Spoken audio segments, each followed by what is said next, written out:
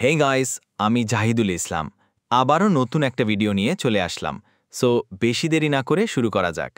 ৪ জন ইঞ্জিনিয়ারিংয়ের ছাত্র এক জায়গায় বেড়াতে গিয়ে তাদের পরীক্ষা মিস করল। তখন তারা একটা গল্প ফেঁদে বসল। স্যার, আমাদের একজনের দাদি মৃত্যুশয্যায় ছিলেন, তাকে দেখতে গিয়েছিলাম। পরে আসার পথে আমাদের গাড়ির চাকা পাংচার হয়ে গিয়েছিল, তাই সঠিক সময়ে এসে পরীক্ষা দিতে পারি নাই। এবার তারা স্যারকে পরীক্ষা নেয়ার জন্য অনুরোধ করল। বারবার অনুরোধে শিক্ষক রাজি হলেন, তবে শর্ত দিলেন একটা, যে সবাইকে আলাদা রুমে পরীক্ষা দিতে হবে। ৪ জনকে ৪ রুমে বসিয়ে পরীক্ষা দিতে বসিয়ে দেওয়া হলো। পরীক্ষায় কেবল একটি প্রশ্নই ছিল, গাড়ির কোন চাকা পাংচার হয়েছিল।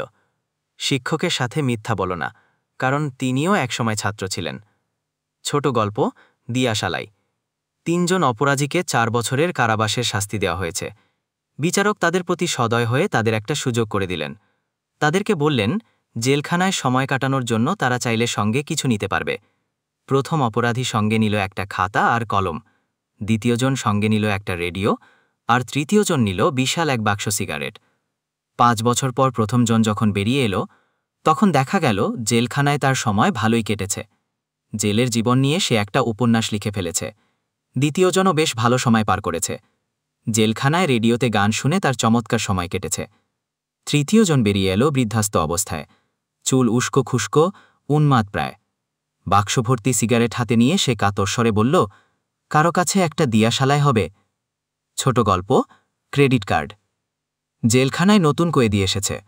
নতুন কয়েদির পরিচয় হলো এক পুরনো বৃদ্ধ কয়েদির সঙ্গে। নতুন কয়েদি, আপনি কয় বছর ধরে আছেন? পুরনো কয়েদি, 10 বছর। নতুন কয়েদি, নিশ্চয়ই খুব কষ্ট হয় আপনার। পুরনো কয়েদি, বললে বিশ্বাস করবেন না, আমি একদিন বিল গেটসের মতো জীবনযাপন করেছি। বিলাসবহুল হোটেলে থেকেছি, দামি খাবার খেয়েছি, বউকে দামি গয়না কিনে দিয়েছি। নতুন কয়েদি, পুরনো কয়েদি, তারপর একদিন বিল গেটস থানায় অভিযোগ করলেন, তার ক্রেডিট কার্ডটা হারানো গেছে।